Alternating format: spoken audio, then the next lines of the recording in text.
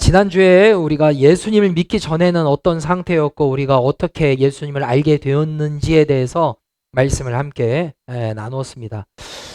예수님을 믿기 전에는 어떤 상태였나? 지난주 말씀을 기억하시는지 모르겠습니다. 예수 믿기 전에는 그냥 주일날 그냥 교회 안 나가고 뭐 놀러 다니고 그냥 그 정도였습니다. 아니에요. 전혀 그런 것이 아닙니다. 예수님을 믿기 전에는 지난주 말씀 1절 말씀에 보면 그는 허물과 죄로 죽었던 너희를 살리셨도다 그랬는데 죽어 있었던 상태였다라는 거예요.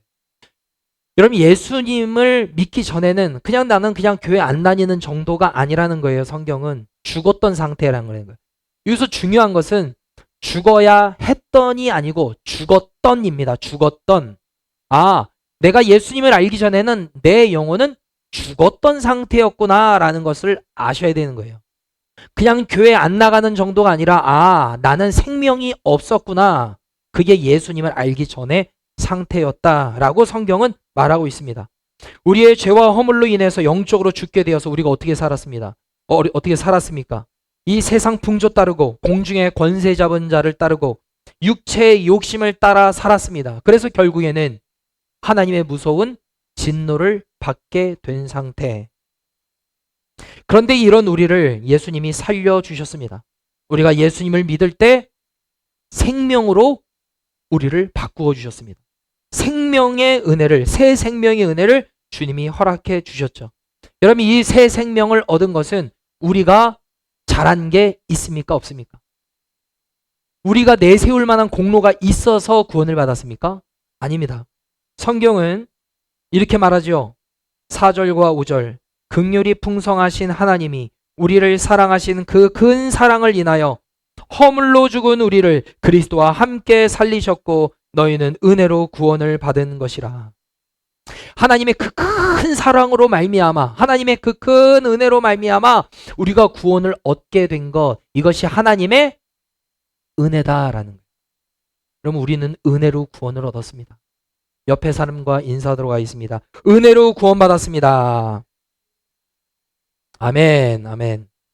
어떤 사람이 이렇게 말합니다. 목사님, 저는 예수 믿고 난 다음에 달라진 것이 없습니다. 외모도 달라진 것도 없고 환경도 달라진 것도 없고 형편이 나아진 것도 없고 예수 믿기 전과 지금 똑같습니다 라고 생각하는 사람이 계실지 모르겠습니다. 근데 그거는 착각이에요.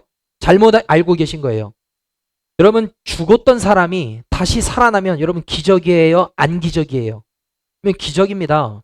여러분이 옆에 누군가가 죽었던 사람이에요. 숨을 안 쉬었어요. 근데 이 사람이 만약에 살아났다고 해보세요. 그러면 어이구 죽었다가 살아났네요? 이렇게 하겠습니까? 아니면 어이구 죽었네 어떻게 살아났어요? 이렇게 하시겠습니까? 첫 번째입니까? 두 번째입니까? 두 번째입니다. 여러분, 우리는 죄로 죽어 있었습니다. 죽었던 상태였어요. 그런데 예수님을 알게 됨으로 새 생명을 얻은 것, 살아났다 이 말입니다. 그러니 아이고 살아났네, 감사하네, 이게 아니고 하나님, 내가 죽어 있었는데 주님 나를 살려주셨군요, 감사합니다. 여러분, 이렇게 고백해야 되는 사람들이 바로 저와 여러분인 줄로 믿습니다. 주님께서 우리를 살려주셨고 일으켜주셨고 하늘에 앉혀주셨습니다. 여러분, 이 은혜를 받은 사람들이 저와 여러분인 줄로 믿습니다. 최고의 복을 받은 거예요. 여러분, 구원을 받은 것은 최고의 복을 받았습니다. 저와 여러분들은 최고의 복을 받은 사람인 줄로 믿습니다. 지난주 말씀이 제가 방금 말씀드린 여기까지가 지난주 말씀의 요약이었고요. 오늘 11절 말씀에 보면 이렇게 시작을 합니다. 그러므로 생각하라 그랬습니다. 너희가 죄로 죽었던 너희였는데 너희가 다시 살아났어. 그러니까 생각해봐 라고 에베소 교인에게 바울이 말하고 있는 거예요. 생각해봐라. 무엇을 생각해야 되냐? 너희는 누구예요? 에베소 교인입니다. 너희는 그때라고 있습니다. 그때가 언제예요? 예수님을 알기 전에는, 너희가 예수님을 믿기 전에는, 그때는 육체로는 이방인이요 그랬습니다. 그러니까 너희는 이방인이었어. 에베소 교인들아, 너희는 이방인이었어. 이방 지역에 살아가면서 이방 문화를 따라가면서 하나님 없이 살아갔던 이방인이었어 라고 말하는 거죠. 그리고 그 다음에 보면 손으로 육체의 행한 할례를 받은 무리라 칭하는 자들로부터 할례를 받지 않은 무리라 칭함을 받는 자들이라. 이게 무슨 말이에요? 이게 무슨 말이냐면 유대인들은 너는 하나님의 자녀야 라는 표징으로 남자의 성기의 표피 끝을 제거합니다. 복용수술이죠. 그것을 하는 거예요. 이거를 함으로 말미암아 나는 하나님의 택한 백성이야. 나는 하나님의 자녀야 라는 자부심을 가졌다고요. 근데 유대인의 입장에 있어서 이방인들은 할례를 행하지 않았기 때문에 너희는 할례 모르지? 할례 안 행했지? 너는 그래서 하나님의 구원과는 관계없어 라고 여김을 받았던 이방인이었다라는 거예요. 에베소 교인들 너희는 이방인이었어. 자, 이러한 상태에서 그들은 공중에 권세 잡은 자를 따르고 불순종의 아들들 가운데서 역사하는 영의 사단에게 붙들려서 죄 가운데 살았던 너희였는데 이제는 하나님의 은혜로 너희가 구원을 받게 되었어 라는 것을 말하는 거죠. 12절 그때 너희는 그리스도 밖에 있었고 이스라엘 나라 밖의 사람이라 약속의 언약들에 대하여 있는 외인이요 세상에서 소망이 없고 하나님도 없는 자이더니 그랬습니다. 이거 또 그때가 나오죠. 그때 예수님을 알기 전에는, 예수님을 믿기 전에는 그리스도 밖에 있었다. 여기 계속 밖에 있었다고 얘기해요. 너희 하나님과 몰랐잖아. 그리스도와 관계없는 삶을 살았잖아. 그리고 이스라엘 나라 밖의 사람이라 관계가 없었다. 약속의 언약들에 되어 있는 외인이요 율법과는 관계가 없었던 이방인이었고 세상에서 소망도 없고 하나님도 없는 자였다. 계속적으로 지금 에베소 교인에게 뭐라는 거예요? 너희는 하나님과 관계가 없었어. 하나님의 율법과도 관계가 없었어. 생명과도 구원과도 관계가 없는 자였어. 할례와도 관계가 없는 자였어.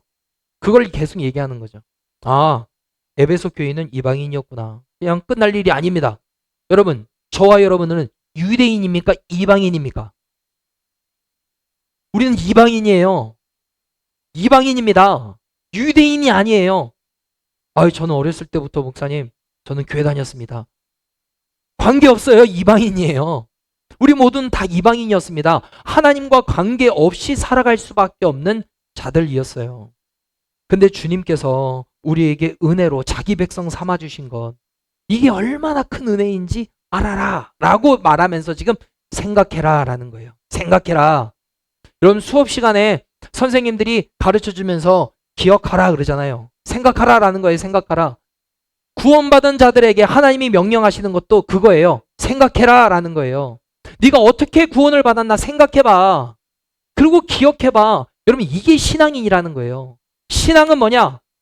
생각해보는 거예요. 하나님이 나를 위해서 무엇을 하셨나 생각하는 거예요. 그리고 하나님이 나를 위해서 행하신 것을 기억하는 거예요. 그리고 감사하는 겁니다. 이게 신앙인이라는 거예요. 신앙. 그래서 주님께서 계속 지금 바울이 뭐라고 해요? 생각해라 그렇게 말하고 있잖아요. 에베소서 2장 13절 말씀을 보겠습니다. 에베소서 2장 13절 함께 읽겠습니다. 시작. 이제는 전에 멀리 있던 너희가 그리스도 예수 안에서 그리스도의 피로 가까워졌느니라. 아멘. 여러분 이제는 이라는 단어가 나오는데요. 이제까지 2장에서 계속적으로 반복해서 나오는 단어가 뭐예요? 전에는, 그때는 이라는 단어가 나왔어요. 그때가 언제예요?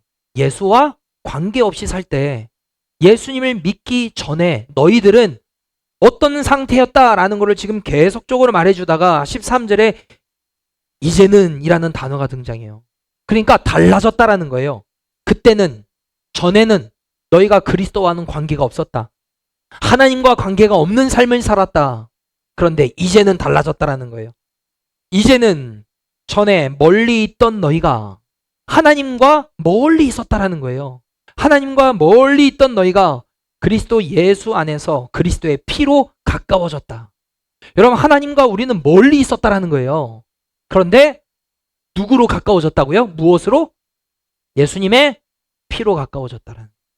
예수님의 피가 무엇이죠? 예수님이 저와 여러분들을 구원하기 위하여서 십자가에서 흘리신 그 피, 그 피로 말미암아 하나님께로 가까이 갈 수 있게 되었다라는 겁니다. 여러분 우리가 전에는, 예수님을 알기 전에는 하나님과 관계가 없는 삶을 살았고 하나님과의 거리가 멀리 있었습니다. 여러분 이것이 그냥 멀리 있었구나 그게 뭐가, 여러분 그게 아니고 하나님은 생명의 주관자십니다.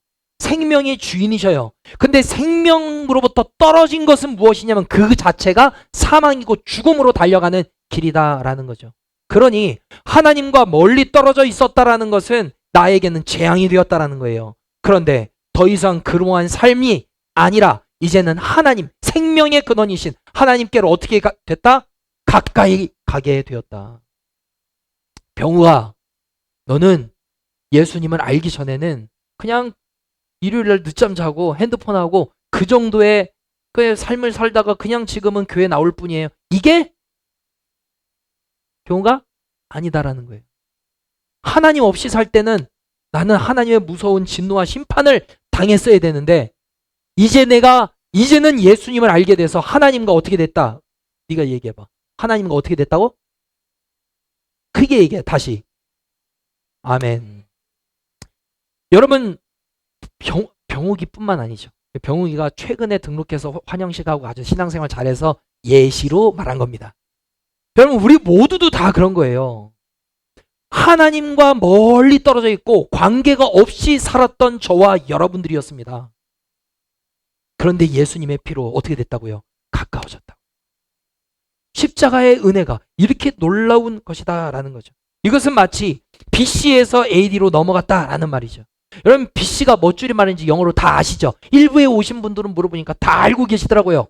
BC가 무슨 줄임말입니까? Before Christ예요.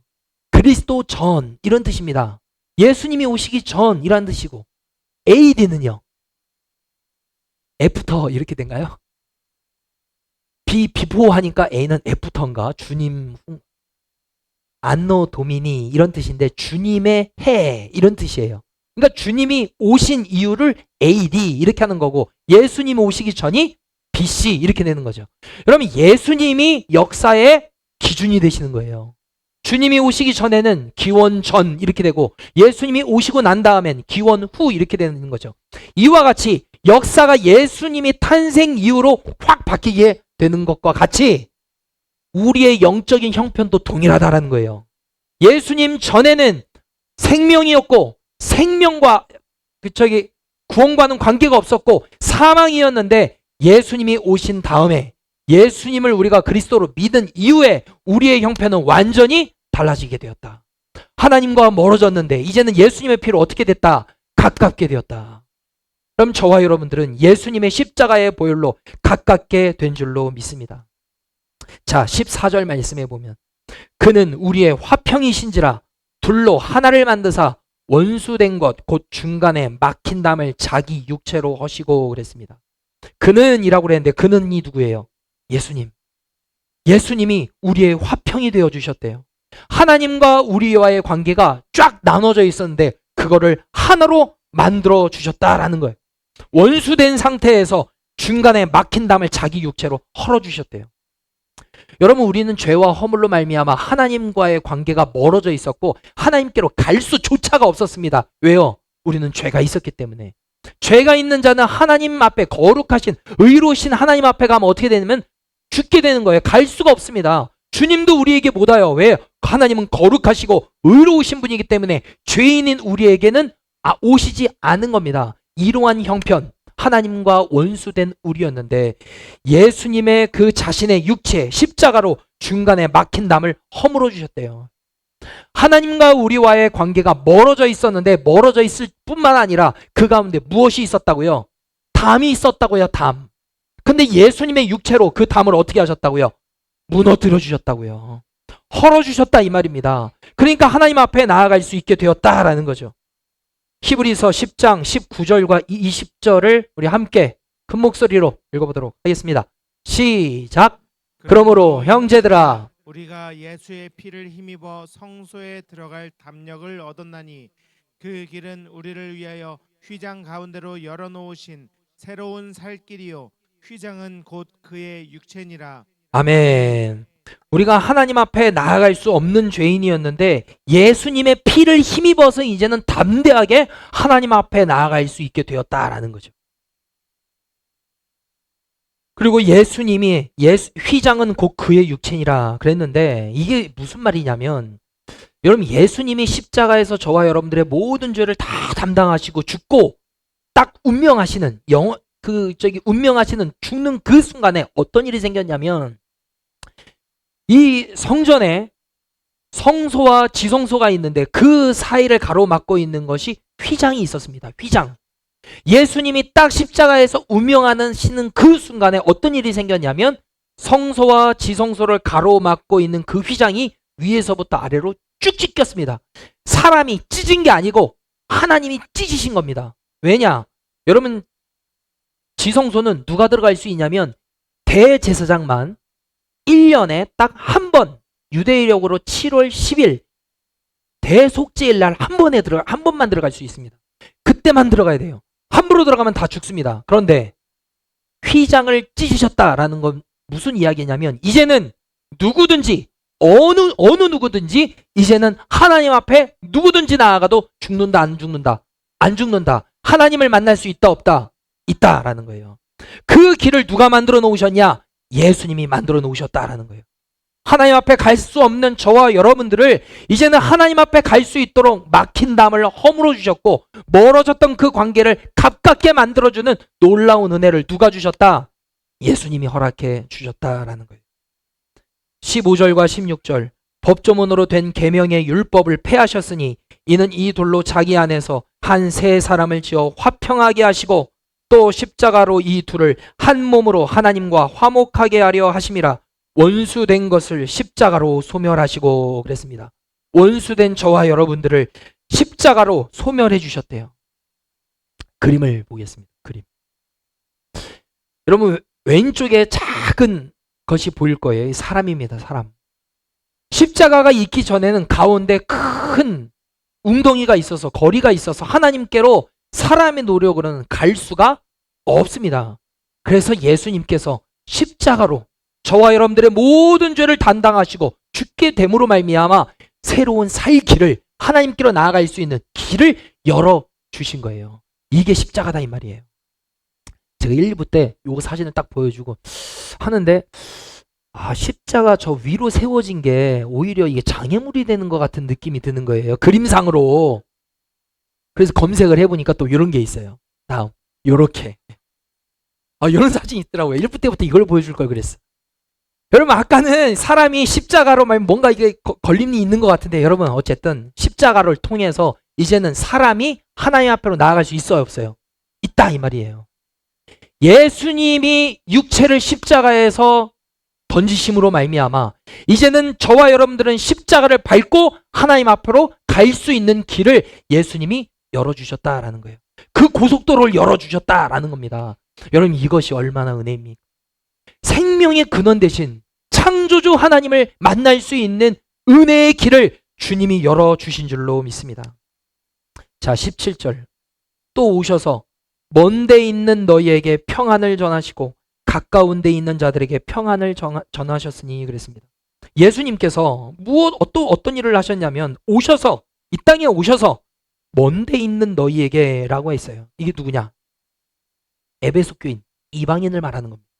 먼 데 있는 너희에게 평안을 전해주시고 가까운 데 있는 자들에게 평안을 전해주셨다. 가까운 데는 누구예요? 유대인. 그러니까 유대인과 이방인 하면 토탈 모든 민족, 모든 백성들에게 다 평안의 은혜를 주님이 허락해 주셨다라는 거죠. 이렇게 하신 이유는 18절, 이는 그랬죠. 그렇게 하신 이유는 그로 말미암아 우리 둘이 한 성령 안에서 아버지께 나아감을 얻게 하려 하심이라 그랬습니다. 그로 말미암아가 누구죠? 예수님의 십자가 공로. 그 사건으로 말미암아 우리 둘이라는 것은 이방인 너희와 나, 우리 둘이가 성령 안에서 아버지께 나아갈 수 있도록 하기 위해서 주님이 이런 은혜를 허락해 주셨다라는 거죠. 저기 제야 잠을 잘 깨워줘서 고맙다. 종종 그렇게 해라. 자, 19절 말씀에 보면 그러므로 이제부터, 자, 그러므로가 뭐죠? 과거에 얘기했던 그걸 결론을 내는 겁니다. 그러므로 이렇게 말하는 거죠. 이제부터, 아까는 이제는 그랬죠? 이제부터 너희는 외인도 아니요 나그네도 아니요 오직 성도들과 동일한 시민이요 하나님의 권속이라 그랬습니다. 이제까지는, 전에는, 그때에는 하나님과 관계가 없었고 이방인이었고 외인이었고 나그네였고 이렇게 얘기를 했는데 이제는 더 이상 아니다. 너희는 하늘의 시민이 되었다. 하늘 백성이 되었다라는 거예요.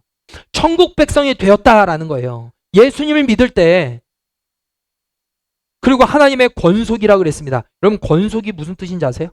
가족이 되었다라는 거예요. 가족. 하나님과 가족이 되었다. 여러분, 어떻게 하나님과 가족이 될 수 있습니까? 영적인 나의 아버지 되신단 말입니다. 성령이 내 안에 임하시게 되면은 하나님을 나의 아버지로 고백할 수 있게 되는 은혜가 생긴단 말입니다. 여러분, 저의 영적인 아버지는 하나님이시거든요. 여러분들의 영적인 아버지 누구십니까? 그러면 우리는 뭐가 됩니까? 가족이 되는 거예요. 형제 자매가 된다 이 말입니다. 그냥 우리 교회, 그냥 교인, 이게 아니고 교인을 넘어서서 우리 모두는 형제 자매입니다. 왜요? 하나님을 제가 아버지로 모시고 여러분들도 하나님을 아버지로 모시잖아요. 그러면 한 아버지 밑에 있는 모든 뭐예요? 가족, 형제 자매가 되는 거예요. 자, 옆에 사람들과 인사하도록 하겠습니다. 형제셨군요, 자매셨군요. 인사하겠습니다. 시작.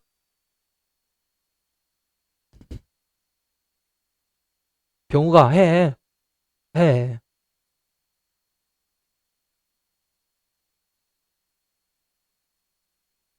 로마서 12장 15절 말씀에 보면 즐거워하는 자들과 함께 즐거워하고 우는 자들과 함께 울라 그랬습니다. 우리 성도들이 해야 될 게 바로 이거예요. 여러분, 가족들 중에서도 누군가 힘들어하면은 본인 일, 본인이 힘든 거 알아서 하겠지.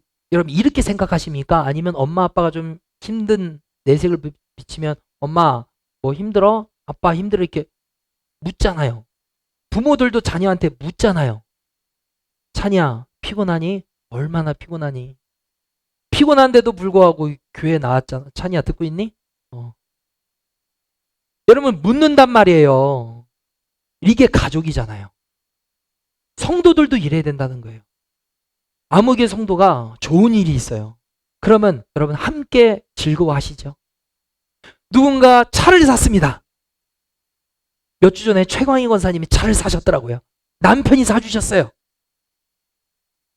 여러분, 내 차는 이거 산지 이거 완전 오래된 이거 똥차인데 내 남편은 뭐 하는 거야? 이게 아니고 여러분 함께 기쁘시죠?